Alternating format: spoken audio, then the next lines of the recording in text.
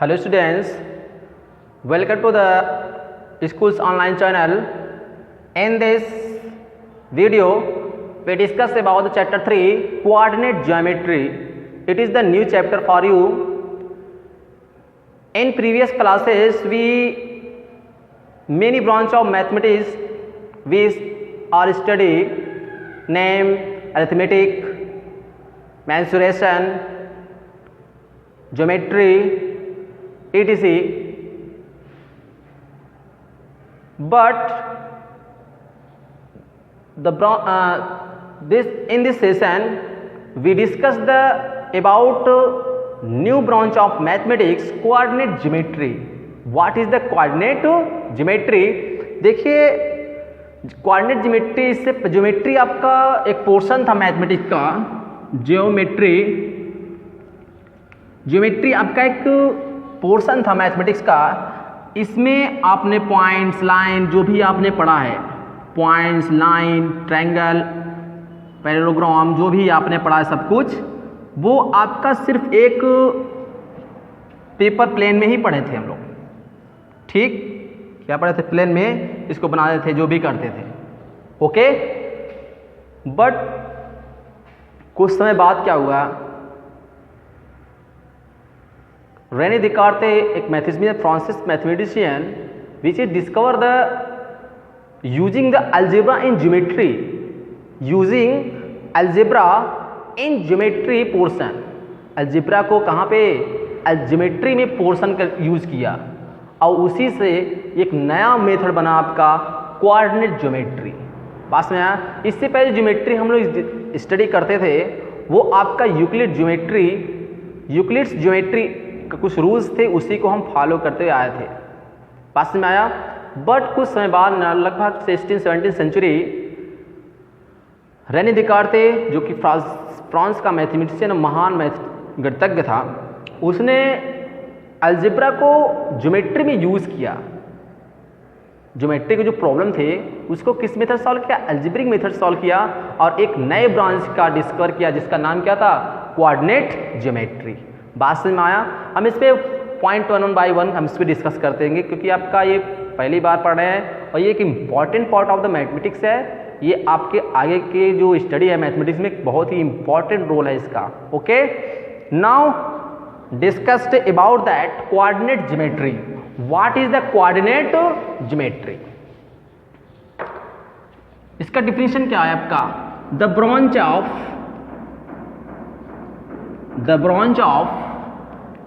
mathematics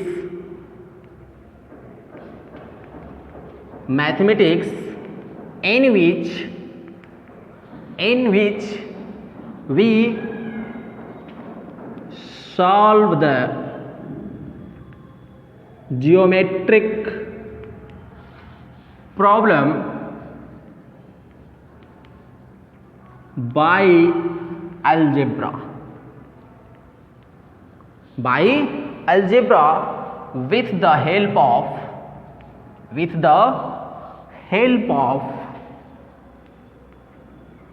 the help of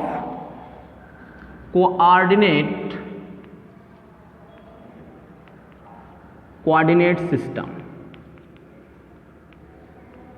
ठीक. Coordinate geometry क्या है आपका? The branch of mathematics.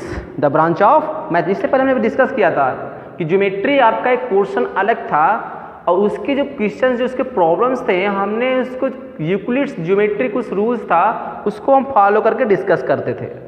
But कुछ समय बाद रेने दिकार्ते, जो फ्रांस का एक महान गणितज्ञ था, उसने अलजेब्रा को किस में यूज किया? यूटिलाइज किया उसमें इन द ज्योमेट्री. मतलब ज्योमेट्रिकल प्रॉब्लम को किसके साथ सॉल्व करना शुरू किया?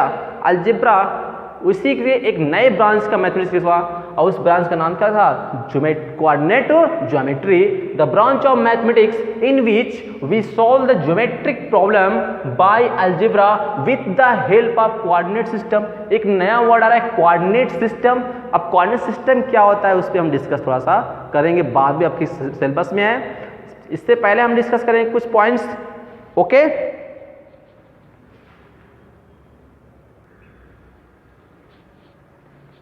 In previous classes we locate a point on plane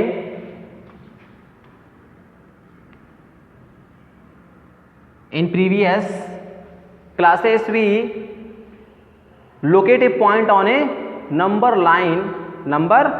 कैसे हम इसको किसी नंबर लाइन में किसी पॉइंट को हम दिखाते थे नंबर सिस्टम, उसमें हमने डिस्कस किया है। Describe A point on a number line, okay. और उसके लिए हमें सिर्फ एक ही इंफॉर्मेशन की जरूरत पड़ती थी।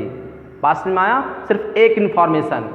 बट देखते हैं, to locate a point on number line. कैसे हम करते थे? एक लाइन आपका होता था 0 1 2 3 4, ये आपका इन्फिनिटी, ये भी आपका क्या था इन्फिनिटी, -1 -2 -3। जैसे हमें पॉइंट को 1 को इसमें रिप्रेजेंट करना है तो क्या करते थे हम लोग, 1 जो आपका है यहाँ पे ऐसे इस तरह कर देते हैं। ये क्या था आपका 1 का रिप्रेजेंटेशन। बात समझे? -2 का रिप्रेजेंटेशन क्या है आपका, ये आपका -2 का रिप्रेजेंटेशन था। बोलो, बात समझ में आया?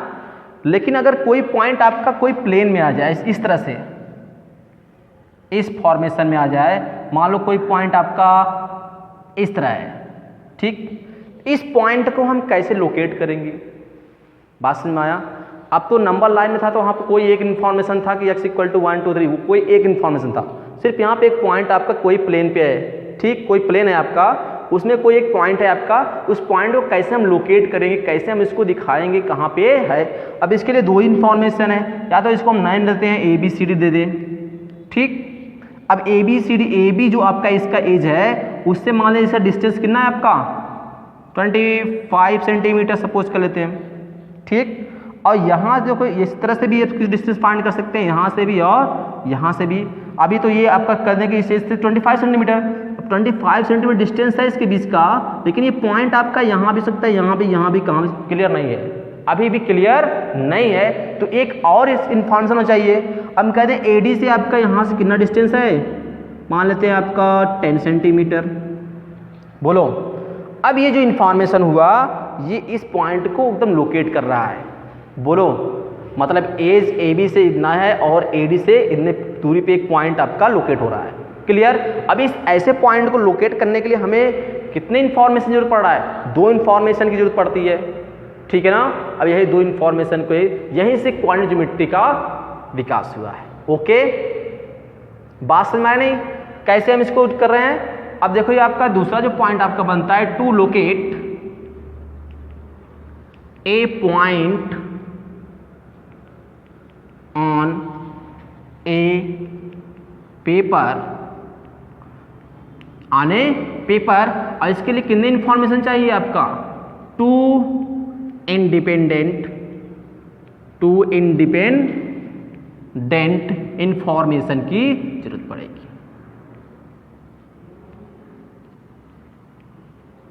बात समझ में नहीं?